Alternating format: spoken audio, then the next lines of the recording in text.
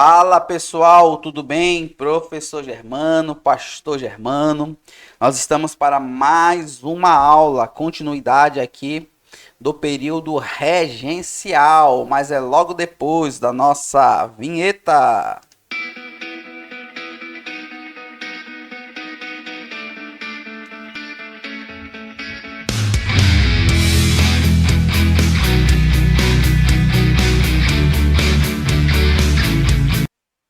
Fala pessoal, tudo bem? Voltamos aqui, professor Germano, pastor Germano. Nós voltamos agora para a parte 2 aí do período regencial, né? Lembrando que o período regencial, ele é de alguma forma o Dom Pedro II governando de forma indireta, ainda que ele não tenha governado, né, pessoal? Mas de forma indireta ele estava ali governando. Mas vamos lá, pessoal. Compartilhar minha tela com vocês. Pronto, tela compartilhada. Vamos lá. Pessoal, desde quando o Brasil é Brasil, né, nós sempre tivemos aí o partido da direita e o partido da esquerda, certo? O que vai acontecer? Nós vamos ter aqui, pessoal, dois partidos políticos dentro desse período aqui. Né? Eu brinco com vocês assim, partido da direita e partido da esquerda, mas de certa forma vai daqui que vai surgir, né, a política, de certa forma, a política atual. Nós vamos ter aqui os regressistas e os progressistas, certo? E aí o que vai acontecer, pessoal? Os regressistas, o que eles queriam, os regressistas? Os regressistas, eles não estavam dispostos a fazer concessões aos liberais, certo? E não concordavam em dar maior autonomia administrativa para as províncias. Ou seja, os regressistas eles não queriam que as províncias se desenvolvessem, certo? Não queria dar autonomia para que as províncias pudessem trabalhar de forma administrativa, de forma autônoma, certo? E já os progressistas, né, eles queriam fazer algumas concessões justamente aos liberais, certo? E dar maior autonomia, né, ou maior liberdade para as províncias. Então, só para que vocês entendam, regressista vem de regresso, né? Regredir. Progressista vem de progredir, evoluir. Entenda regressista, aquela pessoa que fica todo o tempo parado, né? Não evolui, fica todo o tempo ali. E já o regressista, o progressista não, ele quer progresso, quer cada vez mais evoluir e evoluir, certo? Então, com base nessa forma didática, é mais fácil de você entender. Os regressistas, eles queriam que as províncias ficassem todo o tempo ali e todo o poder viesse de quem? Do governo, certo? E aí, por isso, as províncias tinham que ficar da mesma forma. Já os progressistas de progresso queriam não. Queriam mais autonomia, ou seja, eles mesmos iriam criar suas próprias leis, suas próprias legislações, enfim, tudo isso daí. Vamos lá. O que vai acontecer, pessoal? Em 1834, né? Justamente para acabar com algumas agitações políticas no país que estava acontecendo, vai se criar o ato adicional, certo? O que era o ato adicional? A Constituição de 1824 já estava fechada, pessoal, certo? E não tinha como entrar mais nada, né? Não tinha como colocar mais nada nela. E por conta dela já estar fechada, assinada, carimbada, chancelada, nós não poderíamos colocar mais nada, certo? E aí se criou-se atos adicionais à Constituição. E é justamente aqui um dos atos adicionais de 1834. Esse ato adicional, pessoal, qual era o intuito dele? Qual era o objetivo dele? Primeiro, ele acabava com as regências trinas e estipulava somente regência una, de uma pessoa, certo? O que mais? Eles criavam assembleias legislativas provinciais, certo? Lembrando que nós só tínhamos uma assembleia legislativa e todas as províncias tinham que se deslocar da sua localidade até as outras províncias para tentar acertar qualquer acordo ou algo do tipo. E aí, com isso, vai se criar assembleias legislativas provinciais nas próprias províncias, ou seja, as pessoas não vão mais poder, não vão mais precisar, na verdade, né, me perdoe, não vão mais precisar se deslocar até a Assembleia Geral porque lá na província ela pode fazer muitas decisões, enfim, certo? E aí o que vai acontecer? Vai também ter a suspensão do Conselho do Estado. Então, com o ato adicional, vai se ter essas três coisas. Primeiro, vai se acabar com as regências trinas e vai ter somente regências unas. Criação das assembleias provinciais e a suspensão do Conselho de Estado. Então, são essas três coisas que são criadas com um ato adicional. Vamos lá. Segundo, o ato adicional, pessoal, ele vai ampliar de alguma forma a autonomia das províncias, certo? E aí, querendo ou não, para a época, isso aqui vai ser considerado um grande avanço, certo? Muitas pessoas vão aplaudir, né? Os estados, as províncias, enfim, vão ter a sua própria autonomia, né?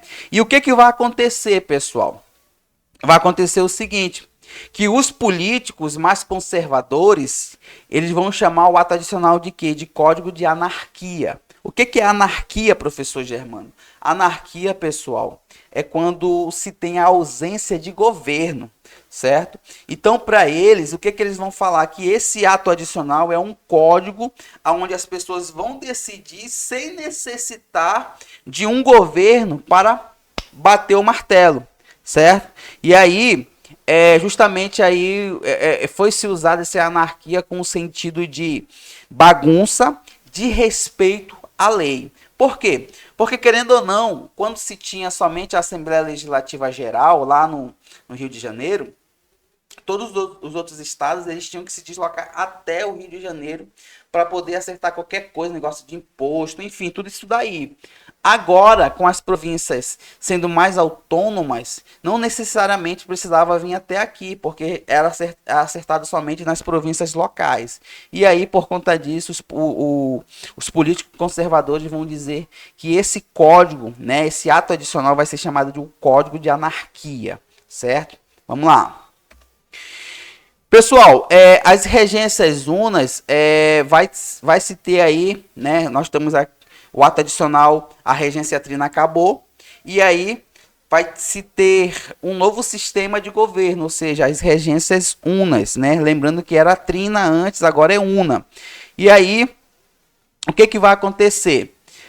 Por conta de Feijó, o padre Feijó, Diogo Antônio Feijó, ter tido um bom governo, né, durante seu período regencial da regência trina, o que vai acontecer? Ele vai ser escolhido novamente para dar prosseguimento, né, até 1837, certo? E aí o que vai acontecer? Feijó, 2 anos antes do seu mandato, ele vai lá e renuncia. Lembrando, pessoal, o detalhe aqui que eu quero que você lembre é que Feijó, pessoal, ele era da ala o quê? Progressista, ou seja, ele queria progresso nas províncias locais. Guarde essa informação aí. Quando Feijó ele renuncia, quem é que vai assumir? É o Pedro de Araújo Lima, certo? Só que Pedro de Araújo Lima, ele é da ala regressista. Ou seja, ele não quer que as províncias tenham autonomia. Vamos entender. O que Pedro de Araújo Lima ele quer? Ele quer que o poder não fique mais na mão de forma autônoma das províncias. Mas ele quer que o poder venha emanar de todo o governo central. Quem é o governo central? É ele, certo? Então ele queria ser, de alguma forma, o imperador do Brasil, certo? Ele queria, de alguma forma, ter todo o poder para decidir tudo o que estava acontecendo no Brasil. Guarde essa informação, que essa informação vai ser muito útil para você lá na frente. Então, vamos lá. Observação 2.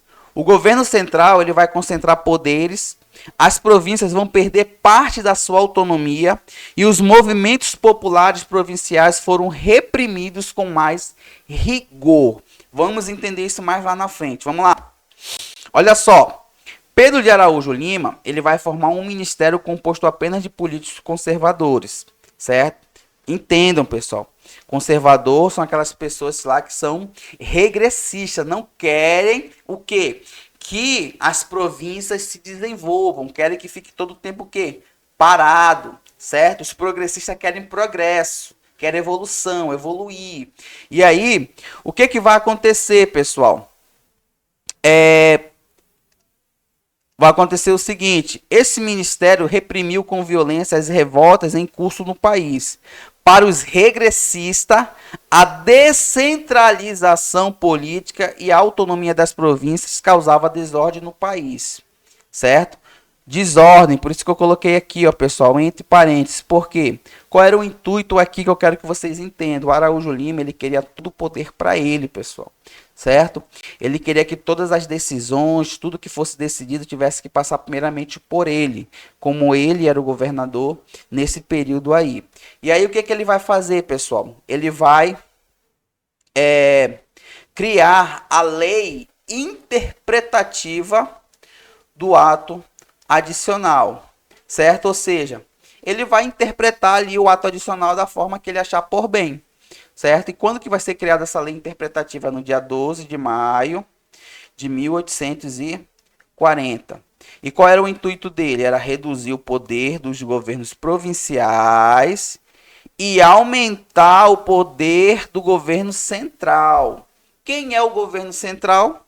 Ele mesmo, pessoal. Então ele não queria que os governos provinciais tivessem autonomia ao poder. Somente ele queria ter o poder. Vamos lá. E aí, por conta disso, pessoal, o que vai acontecer no Brasil? Por conta disso, vai se ter muitas revoltas, certo? Muitas revoltas. Elas não vão acabar essas revoltas, pessoal. E aí, para resolver esses problemas, esse problema de revolta, né? Alguns políticos, eles defendiam a transferência de poder, tirasse da regência de Araújo Lima e desse para Dom Pedro II, Pedro de Alcântara.